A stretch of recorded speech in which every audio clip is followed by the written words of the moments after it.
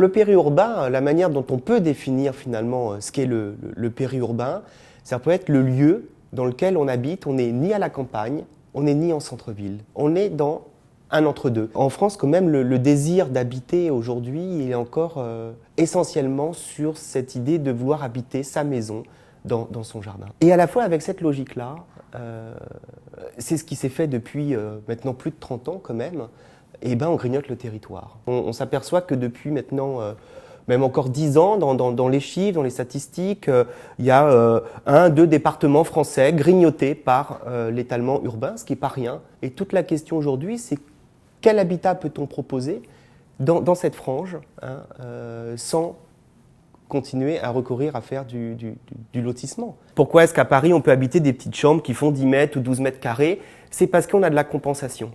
Vous êtes dans une ville, métropole. La compensation, ça va être, vous avez le cinéma, les bars, les cafés, le théâtre, tout ce que vous voulez en bas de chez vous. À un moment donné, on peut aussi habiter autrement que sa maison isolée dans son jardin. La parcelle peut être plus petite. On peut avoir un voisin collé à sa maison. À partir du moment où on va avoir une idée de compensation. J'ai une maison dans un jardin, sur des parcelles de 1000 m². Pourquoi venir dans une parcelle qui va faire 350 m² avec un voisin immédiat? Mais ce que lui offre le projet et la collectivité, c'est un espace public de 3-4 hectares. Et le jardin, il est pour tous. Donc, c'est dire que retrouver de la qualité, et ça, c'est un travail pédagogique, c'est-à-dire que faire comprendre aux personnes qui vont avoir un bénéfice partagé. Et je crois que c'est ça aussi qui fait qu'on va bien habiter ensemble, c'est qu'on peut s'approprier aussi les espaces publics. Et donc, si on se l'approprie, c'est un peu à soi et on y prend soin. Jardin commun, jardin partagé, tous ces éléments-là sont des éléments à prendre en compte. Alors, pour que ces projets marchent bien, il faut qu'ils soient aussi portés. L'autre mot-clé, c'est la gouvernance.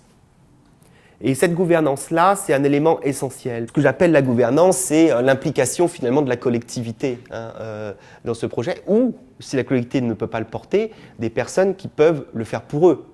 Par exemple, la SED qui va aider une collectivité à monter un projet et à le réaliser et à le livrer globalement. Cette gouvernance-là, elle est essentielle parce qu'elle va faire ce travail un peu que j'évoquais sur la relation à l'habitant, puisque ces projets de périurbain viennent s'insérer dans des tissus un peu déjà habités, souvent sur le mode de lotissement, qui ont très peur de voir un nouveau quartier arriver, qui n'est pas tout à fait sous le même mode. Et la gouvernance, c'est la prise de conscience des politiques de devoir habiter autrement et d'arrêter aussi ce processus de lancer des terrains urbanisés en lotissement. Que sur le projet des Halles de Montlouis, il y a même des centralités qui sont proposées avec des places et des commerces. Donc il y a eu tout un travail qui a été fait là-dessus et sur aussi une vision à plus grande échelle par rapport au centre-ville. Comment est-ce qu'on conserve évidemment le commerce du centre-bourg et comment est-ce qu'on le complète par un autre lieu de polarité dans les Halles de Montlouis pour que les gens puissent aussi à pied, depuis chez eux, aller dans une place, boire un verre ou aller à un commerce de proximité.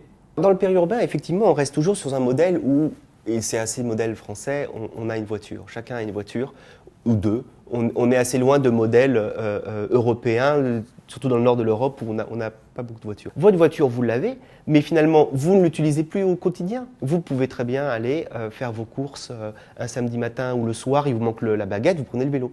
Parce que c'est organisé. Parce que le maillage et les déplacements sont organisés pour pouvoir faire les deux. La catégorie de la personne âgée est assez intéressée pour habiter autrement aujourd'hui. Les jeunes. Les jeunes sont assez intéressés aussi d'habiter autrement parce que vous pouvez aussi acquérir des maisons pour des primo-accédants moins chers que sur des grands terrains. Il y a aussi une économie. Et à la fois, on vous propose des services. Vous êtes proche des écoles, des équipements, vous avez des espaces de jeu et tout ça. Donc du coup, et vous êtes dans une ambiance de vie. Donc je crois qu'aujourd'hui, la jeune génération, elle recherche aussi cette ambiance de vie. Vous mélangez du privé pour des personnes plus aisées, du social pour des personnes moins aisées, mais tout le monde vit autour du même quartier et on se mélange bien. Ça, c'est un enjeu. De pouvoir vivre ensemble, c'est pouvoir se mélanger. Je pense qu'il y a surtout une idée de prise de conscience de vouloir habiter autrement. Prise de conscience de vouloir arrêter avec le lotissement, parce que ça grignote le territoire en France et que c'est plus possible aujourd'hui. Le territoire, il est précieux. Notre territoire est précieux. Donc il faut le traiter avec un respect, c'est très important. Je suis assez optimiste en me disant que aussi, aujourd'hui dans la société, on n'a plus envie de vivre d'une manière individuelle. C'est-à-dire que on voit que certains événements qu'on vit aujourd'hui en France font qu'on a besoin de se réunir dans certaines situations, et ça commence là où on habite. C'est-à-dire qu'on commence à retrouver aussi une société qui vit ensemble parce que déjà, à l'endroit où elle habite, elle est déjà ensemble.